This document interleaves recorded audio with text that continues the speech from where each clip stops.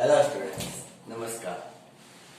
Physical world के second lecture में आप सबका स्वागत है। इस लेक्चर में हम डिस्कस करने वाले हैं लॉज ऑफ कंजर्वेशन। पहले चैप्टर में सिर्फ दो ही कंसेप्ट है जो इम्पोर्टेंट है और डिस्कस करने के लायक है, ठीक है। और कोई कंसेप्ट ऐसा नहीं है कि अगर आप उसको मिस करोगे तो कुछ प्रॉब्लम होगा। तो इस पहले चैप्टर में हम दो ही कंसेप्ट पढ़ेंगे। जो पहले लेक्चर में पढ़ा था वो क्या था? Basic forces of the nature. 4 forces थे। पहला था ग्रेविटेशनल फोर्स, दूसरा था इलेक्ट्रोमैग्नेटिक फोर्स, तीसरा था स्ट्रॉन्ग न्यूक्लियर फोर्स और चौथा था वीक न्यूक्लियर फोर्स, ठीक है। और ये 4 फोर्सेस पढ़ने हैं पहले चैप्टर में और दूसरा 4 लॉज पढ़ने हैं। पहला लॉ कौन सा है? Law of conservation of energy. दूसरा कौन सा है? Law of conservation of linear momentum. तीसरा कौन सा है? Law of conservation of angular momentum. और चौथा है law of conservation of charge, ठीक है। हम ये 4 लॉ पढ़ेंगे। Law of conservation of energy. अभी बच्चे कंजर्वेशन का मतलब क्या है? Conservation means what? To remain constant. Conservation means to remain constant. Constant means what? Like what? I am using this chalk. Okay. अभी ये चौक कंजर्व रहेगा। इसका मतलब क्या है कि ये जो चौक के जो डस्ट पार्टिकल्स है वो चेंज नहीं होंगे, ना तो वो इंक्रीज होंगे ना तो वो डिक्रीज होंगे। कंजर्व का मतलब है कांस्टेंट। Conserve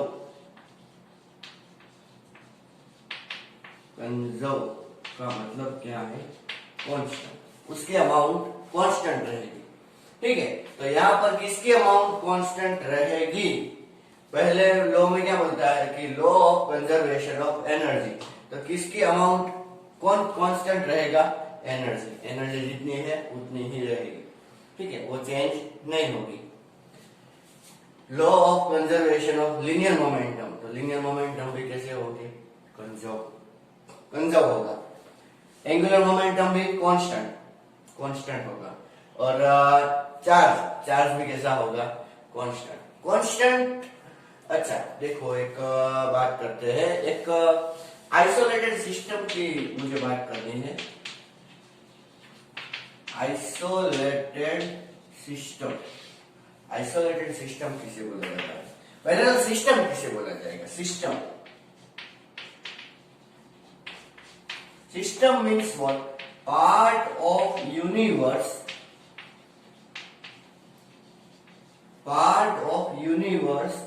under consideration.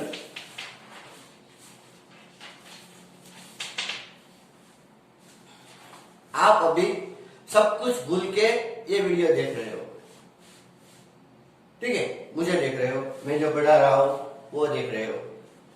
तो ये है सिस्टम में ये बोर्ड, चॉकस्टिक, ये एनवायरनमेंट सब मिलके क्या बनाएगा? है सिस्टम। अगर आप सब कुछ भूल के, मुझे भी भूल के इस बोर्ड को ही देख रहे हो, सिर्फ इस बोर्ड पे कॉन्सेंट्रेट कर रहे हो, तो ये बोर्ड क्या है? सिस्टम। जिस चीज में आप इंटरेस्ट लेते हो उसको क्या बोलते हैं? सिस्टम। मैं अगर इस चौक के बारे में पढ़ना चाहूँ तो मैं इस चौक को क्या बोलूंगा? सिस्टम, ठीक है। इस चौक के बारे में ना पढ़ू बल्कि इस हाथ के बारे में पढ़ू, इतना सा। Okay, if I am study about this and only this much hand, then this will be called as a system. If I study about my body, then I will say my body as a system. So what is system exactly? In which you have interest, the thing which you are considering only, that is known as the system. Clear? Okay. And see, suppose this is a whole universe. Suppose this is whole universe and here a person is standing. Okay, then you can say, and you are studying the person, then you can say that person as a system. That person as a system. And everything accept that person as surrounding. What you can say that it is the surrounding. And system plus surrounding will becomes universe. System और surrounding को मिलके क्या बनता है? Universe. ठीक है, आप अपने आप को एक सिस्टम ले लो, तो आप जिसके साथ भी अपना क्या करते हो, मतलब कि अपना नॉलेज शेयर करते हो, अपने पैसे शेयर करते हो, अपने थॉट्स शेयर करते हो, जिसके साथ भी शेयर करते हो, वो सब सराउंडिंग हो जाएगा. ठीक है, और आप मिलके वो क्या हो जाएगा? आपका यूनिवर्स. देखो, अगर आप ध्यान से सोचो तो हमारा यूनिवर्स क्या है? हमारा यूनिवर्स वही है जो हमें पता. जो हमें नहीं पता वो हमारे यूनिवर्स में नहीं है. जो भी हमें नहीं पता वो हमारे यूनिवर्स में नहीं है. देखो, तो यहाँ पर मैं अगर बोलूं कि देखो ये सिस्टम अगर सराउंडिंग के साथ कुछ अपना शेयर नहीं करती या उससे मतलब कि उसको कुछ देती भी नहीं या कुछ लेती भी नहीं, तो ऐसे सिस्टम को क्या बोला जाएगा? Isolated system. क्या बोला जाएगा ऐसे सिस्टम को? Isolated system. आप खुद ही सोचो, आपके पास 100 रुपये है. ठीक है, आप उस 100 रुपये को कहीं खर्च नहीं कर रहे हो, ना तो आप किसी से कोई और एक्स्ट्रा पैसे ले रहे हो, मतलब कि आप पापा से, मम्मी से या किसी और से आप मतलब कि अर्निंग भी नहीं कर रहे हो, तो आपके पास कितने रुपये होंगे एक पूरा दिन होने के बाद? एक पूरे दिन में आप इतना करते हो, 100 ही होंगे. क्या वो कम होंगे? नहीं. क्या वो ज्यादा होंगे? नहीं. वो कैसे रहेंगे? Constant. That constant means conservation. Constant का मतलब क्या होता है? कंजर्वेशन. ठीक है, वो कंजर्व कब रहेंगे? 2 केस में. या तो आप जितना देते हो उतना ही लेते हो, ठीक है, लेकिन वो तो अब अभी हम कंसीडर नहीं करेंगे. या तो आप कुछ भी नहीं करते, means you are isolated from the world. Neither you are giving your money nor you are taking money from them. Then you can say your money is get consumed. Yes और नो? हाँ, तो इसीलिए हमें isolated system consider करनी बहुत compulsory हो जाती है, क्योंकि अगर हम आइसोलेटेड सिस्टम कंसीडर नहीं करेंगे तो ये चीज कंजर्व रहेगी ऐसा हम नहीं बोल सकते. ठीक है, देखो पहला क्या है? Law of conservation of energy. मतलब कि एनर्जी कैसी रहेगी? कांस्टेंट. मैं यहां पे लिखता हूं,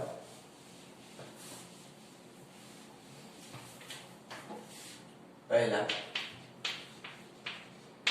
लॉ ऑफ conservation of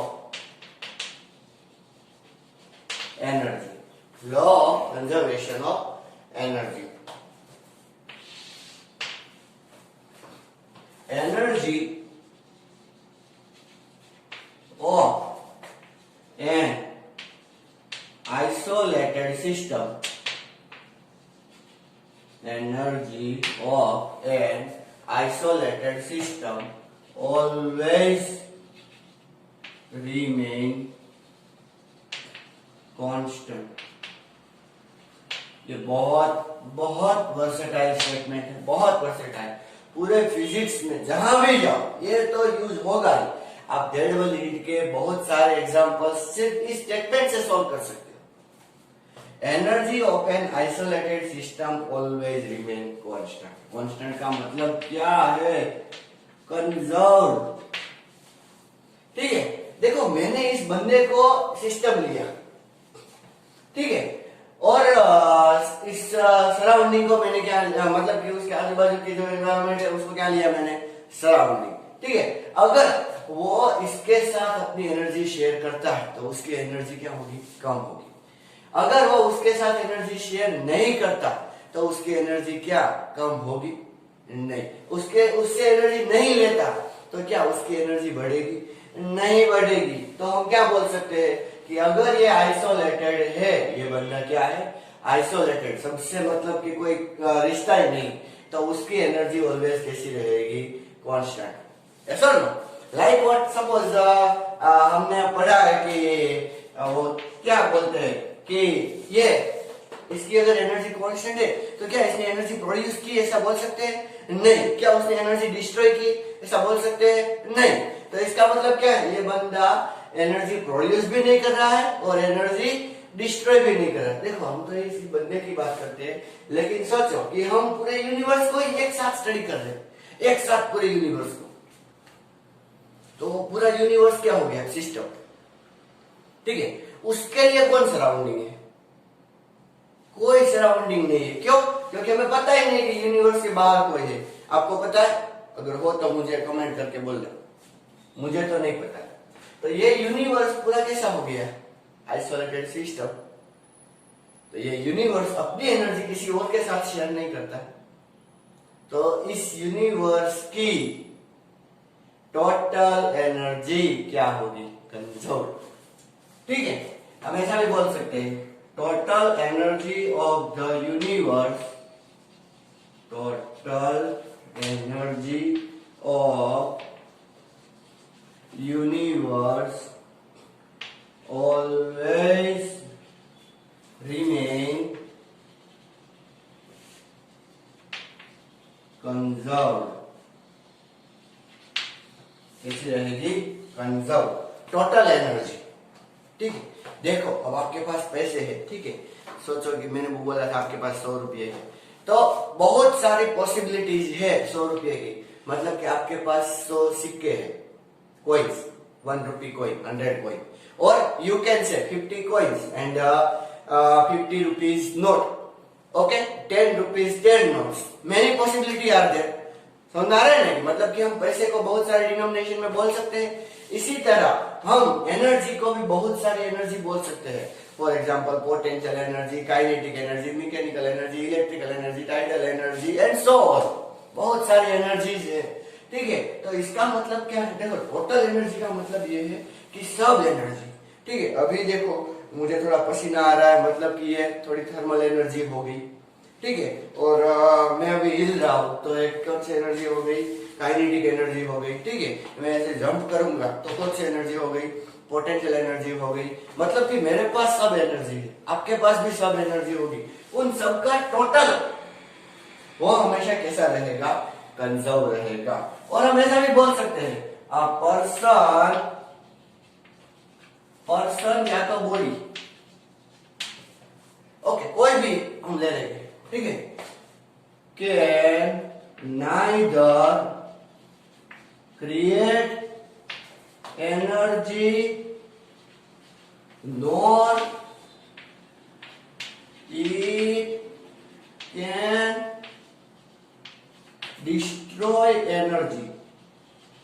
ना तो वो एनर्जी क्रिएट कर सकता है, मैंने बोला ना कि 100 रुपये है, 100 के 100 ही है, मतलब आपने पैसे क्रिएट नहीं किए, क्या आप डिस्ट्रॉय किए? नहीं, आप नहीं कर सकते क्योंकि आप isolated. A person can neither create energy nor it can destroy energy, only it can, देखो मैंने बॉडी भी बोला है ना, इसलिए मैंने इट लिखा, convert one form of energy into other।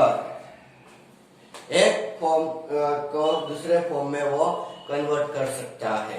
ठीक है, वो क्रिएट भी नहीं कर सकता और वो डिस्ट्रॉय भी नहीं कर सकता। फॉर एग्जाम्पल पानी ऊपर से आ रहा है, ठीक है, तब जब वो ऊपर था तब उसके पास पोटेंशियल एनर्जी थी।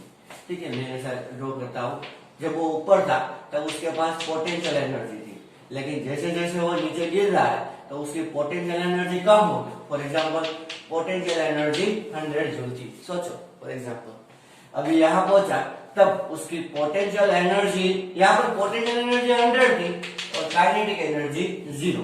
यहाँ पर पोटेंशियल एनर्जी सोचो 90 जूल होगी और काइनेटिक एनर्जी कितनी हुई, 10 जूल, लेकिन टोटल तो कैसी है, कांस्टेंट। इसी तरह वो गिरता जाएगा गिरता जाएगा गिरता जाएगा, तब पोटेंशियल एनर्जी कम होती चली जाएगी और काइनेटिक एनर्जी बढ़ती चली जाएगी। और यहाँ पर एग्जैक्टली हम बोल सकते हैं कि काइनेटिक एनर्जी क्या होगी 100 जूल।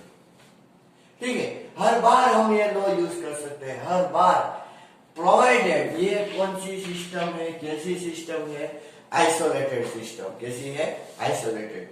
देखो ऐसा नहीं है कि आइसोलेटेड सिस्टम में हमें एक ही बंदा लेना है, नहीं, हम 2 बंदे 3 बंदे कुछ कितने भी बंदे ले सकते हैं, लेकिन जो भी आप लो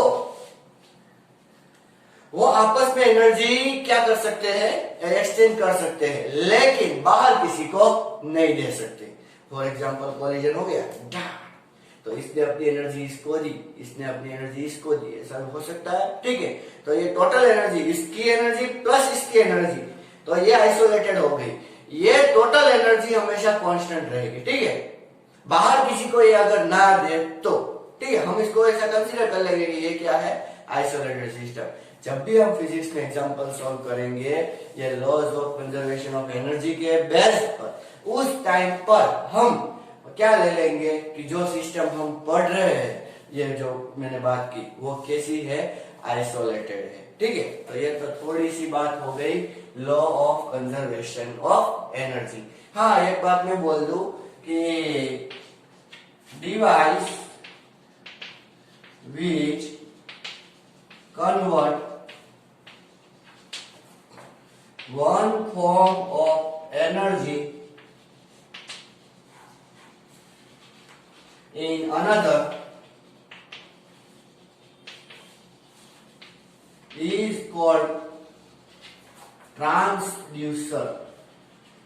क्या बोल सकते हैं, ट्रांसड्यूसर। अभी मेरे मन में जो भी मतलब थिंकिंग आ रही है केमिकल एनर्जी, मैं आपको उसको बोल एक्सप्लेन कर रहा हूँ, तो वो कन्वर्ट हो गई ना, मेरा माइंड है वो ट्रांसड्यूसर बन गया ना, वो केमिकल एनर्जी साउंड एनर्जी में कन्वर्ट हो गई।